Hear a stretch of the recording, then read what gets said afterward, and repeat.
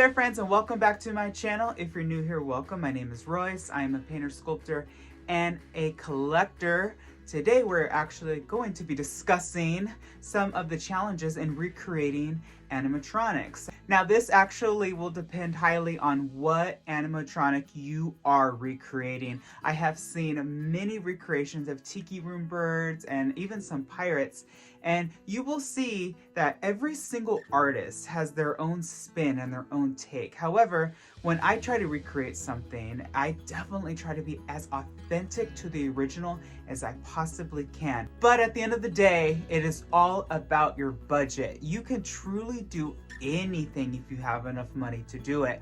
I have found that creating larger pieces, if you're going to do it old school, like Blaine Gibson, who sculpted everything by hand in clay. Clay can be expensive, and then he made a mold of it. And silicone can also be expensive, and then he made casts and resin. Resin can also be expensive. The tally can add up to thousands of dollars very quickly. A huge issue for me when I've been recreating some figures has been costumes. Pretty much almost all these characters have costumes, and I remember working at figure finishing. There were professional seamstresses that would come in. For example, I remember one morning there was one of the gooses from Splash Mountain, and she came in and she made a pattern for one of the vests, and she made it so fast. And then she went to their fabrics and all their supplies, and she whipped that vest together, and she was back within an hour. I was in shock of how fast she made that costume. But that's one of the joys of Disney, is they have professionals in every arena, so that's why everything looks so seamless, or used to. I don't know how things are going today, but definitely for me, costumes have been quite a journey. You know, luckily I've actually been able to work with some very talented people, and even some people that worked in the parks in the creative costuming for figures that have helped me recreate some of the costumes, so they can truly be authentic as it gets. A lot of times with, say, fur or feathers, Disney actually uses some contracts with some specific companies to create their furs, so it's not really something that you could just go out and buy. So a lot of the fun furs, as you'll see if you are recreating, are not stretchy, and Disney's are, because the figures have to move, and it has to be able to move and be flexible. Also, correct size. You know, everything looks so different from far away. The only thing that I could truly say that really it looks bigger than it is probably like Ursula. You know, she's big, but she's not that big. And then you think of Small World dolls. They look small, but they're big. I remember when I first walked through Small World and I saw the dolls up close, I was like, oh my God, these are like little children. And if you are going to recreate a Small World doll, they're actually perfect size is size 2T.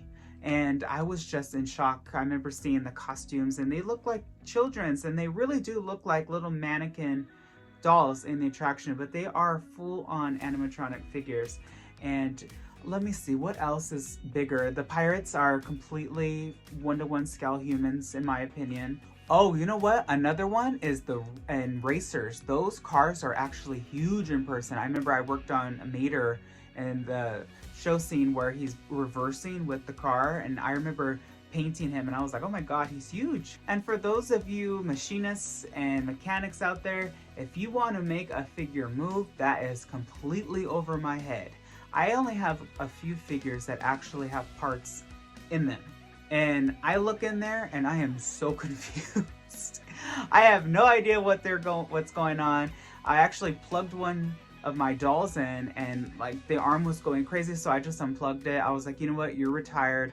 I'm just going to leave you be. Every single creator out there, or even those that just love the craft as a guest, you know, appreciate it, because there's so much time that goes into these animatronics. They are just so beautifully crafted. I loved working on some of the older ones like Pirates and Small World dolls and Tiki Room birds and Country Bears, because the passion that went into the sculpts, when you see them up close and you get to really look at the pirate's wrinkles and the bird's breathing hole right next to the nose. I mean, it was just absolutely stunning. The time and the truly the talent that Blaine Gibson had and many other sculptors at Imagineering over the years. Yeah, that's kind of what I have found to be some struggles with recreating figures.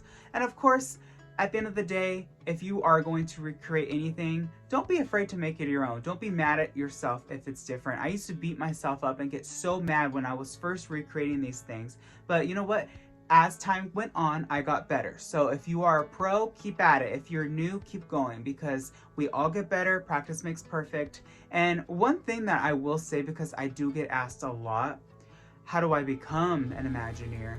I would definitely recommend create your own animatronics. I often say create your own lands, create your own themes, you know, right down to the restaurant, the napkins, the logo on the bathrooms. Be as specific as you can.